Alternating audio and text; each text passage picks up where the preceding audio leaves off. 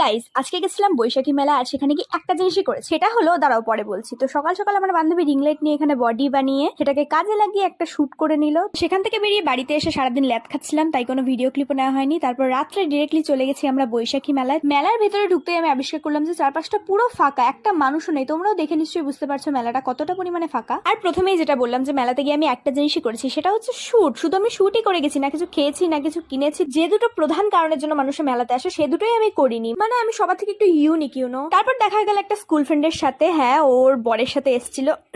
হ্যাঁ গাইস, ওরও বিয়ে হয়ে গেছে। তো যাই হোক, তারপর আমরা মেলা থেকে বেরিয়ে গেলাম। তার কারণ হচ্ছে আশপাশটা এতটাই পরিমাণে ফাঁকা ছিল যে আমাদের দম বন্ধ হয়ে আসছিল, তাই সেখান থেকে আমরা ফটাফট বেরিয়ে পড়লাম। দেন যেই কাজটা আমি সব থেকে ভালো পারি সেই কাজটা করতে চলে আসলাম, আই মিন খেতে। এইটা ছাড়া কোনো কাজই আমি তেমন ভালোভাবে করতে পারি না। আর আমি খাচ্ছিলাম আমার ফেভারিট বিরিয়ানি। আর এখানে দেখো, ভিডিও করতে করতে এতটাই লেট হয়ে গেছে যে সবার খাওয়া শেষ আর আমার পাতে সব বিরিয়ানি পড়েই আছে। আমি ফটাফট খাই, তোমরা লাইক আর সাবস্ক্রাইবটা করে দাও।